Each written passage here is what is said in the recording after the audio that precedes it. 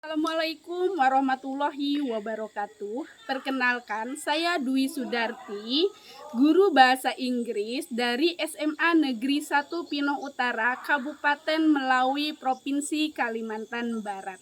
Pada kesempatan kali ini, saya akan berbagi video praktik baik mengenai pembelajaran berdiferensiasi yang sudah saya terapkan di dalam kelas, dan video praktik baik tersebut berjudul Pembelajaran Berdiferensiasi pada Pembelajaran Bahasa Inggris dengan metode Gallery Walk berbantuan Descriptive Writing Plan. Inggris merupakan mata pelajaran yang dianggap sulit oleh sebagian peserta didik. Apalagi para siswa diminta untuk membuat teks deskriptif. Mereka mengeluh dan merasa bingung bagaimana cara menggali ide, bagaimana cara memulai tulisan dan mengakhirinya. Sudah memberikan kebebasan kepada peserta didik untuk mendeskripsikan suatu objek.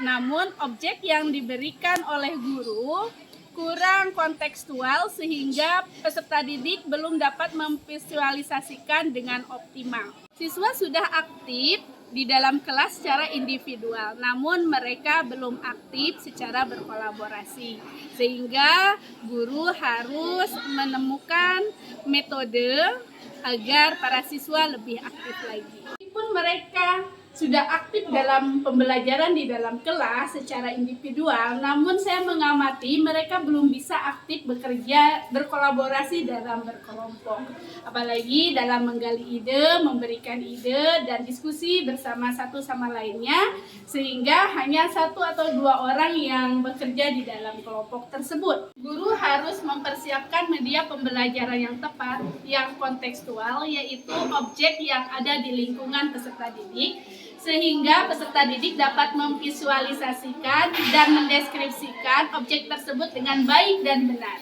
Guru harus mempersiapkan instruksi yang jelas untuk menuntun peserta didik dalam proses pembelajaran sehingga mereka dapat mengerjakannya dengan tepat waktu. Pada pra pembelajaran, guru mempersiapkan sumber belajar, RPP, LKPD, Descriptive Writing Plan, kemudian melakukan tes asesmen diagnostik dan diskusi dengan guru mata pelajaran serumpun. Langkah-langkah pembelajaran berdiferensiasi pada pembelajaran bahasa Inggris adalah sebagai berikut. Ready, stand up, greeting please, good morning. Ayo maju. Hey, who answer today? Last week we have studied about, minggu lalu belajar apa? Descriptive text. What is descriptive text? Descriptive text is a text describe about place, object, animals, and Okay. What? What is the structure text of descriptive text? identification. Identification and okay, today the learning objective, tujuan pembelajaran, students can make descriptive text correctly. Pada kegiatan inti, guru membagi peserta didik menjadi beberapa kelompok. Kelompok tersebut dibagi berdasarkan ketertarikan peserta didik terhadap salah satu gambar objek terkenal di Kabupaten Melawi. Guru menempel semua gambar di whiteboard. Peserta didik diberikan kesempatan untuk memilih satu gambar yang mereka sukai. Setelah itu, peserta didik yang mempunyai gambar yang sama bergabung menjadi satu kelompok.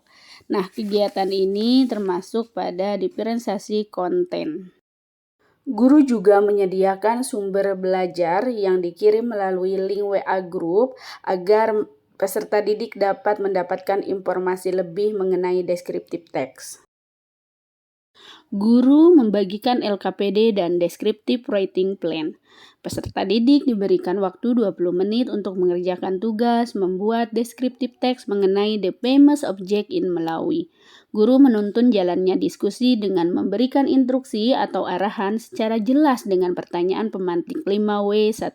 5W plus 1H adalah rumus berupa pertanyaan-pertanyaan yang digunakan untuk mencari inti sebuah berita agar intisari tersebut dapat dikembangkan menjadi cerita. 5W plus 1H diambil dari kata bahasa Inggris yaitu what, who, when, why, where, and how. 5W plus 1H ini nanti tertuang pada descriptive writing plan. Di paragraf 1, identification, pengenalan tokoh, tempat, dan benda, maka guru memberikan arahan kepada peserta didik dengan pertanyaan pemantik who, where, and where. Sedangkan paragraf kedua, pada deskriptif, maka guru memberikan arahan kepada peserta didik dengan pertanyaan what, why, and how. Tujuannya agar peserta didik mudah mengembangkan informasi menjadi sebuah paragraf yang baik. Setelah diskusi, setiap kelompok menempelkan hasil diskusi kelompok ke dinding. Masing-masing kelompok mengamati hasil kerja dari kelompok lainnya dengan cara bergiliran. Salah satu perwakilan kelompok menjelaskan hasil diskusi dan jika terdapat hal yang kurang dimengerti, maka kelompok lain dapat menanyakan langsung. Setiap kelompok mencatat informasi yang telah didapatkan. Peserta didik dapat memberikan umpan balik atas hasil diskusi yang dibuat oleh kelompok masing-masing. Aktivitas ini disebut dengan gallery work atau pameran berjalan yang mana dapat meningkatkan kolaborasi peserta didik dan dapat membuat peserta didik lebih aktif dalam proses pembelajaran. Guru memberikan penguatan mengenai materi yang disampaikan, memperbaiki informasi-informasi yang kurang tepat pada hasil diskusi masing-masing kelompok. Group 4, please. Where is the correct location? Location on Nangapina Street, precisely on the Nangapinta, South Pino District, Melawi Regency. I will explain about Rindualan Cafe. Rindualan Cafe is a place to eat and is a tourist attraction for the Melawi community. Rindualan Cafe is located on Nangapina Street, precisely on the Nangapintas, South Pino District, Melawi Regency. Rindualan Cafe can be visited at any time. Many people vacation in this place. In Rindualan Cafe, you can take as many photos as you like in the many places that have been provided with an entrance fee of 20,000. Balik.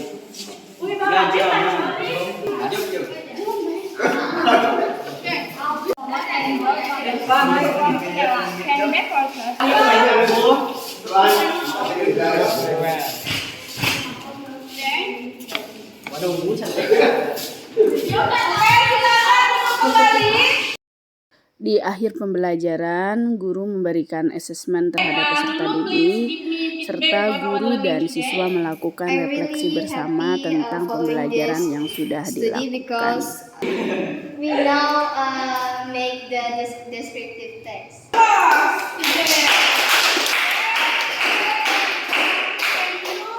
For your attention, you are my dear students. Wassalamualaikum warahmatullahi wabarakatuh. I really like studying English because ma'am has helped us for completing statement.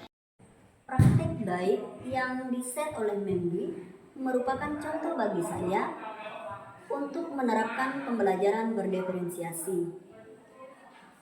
Saya dapat menduplikat pembelajaran dengan metode gallery work agar siswa lebih aktif dalam berkolaborasi bersama kelompok sehingga pembelajaran berjalan efektif. Sekian praktik baik yang saya lakukan. Semoga bermanfaat. Wassalamualaikum warahmatullahi wabarakatuh.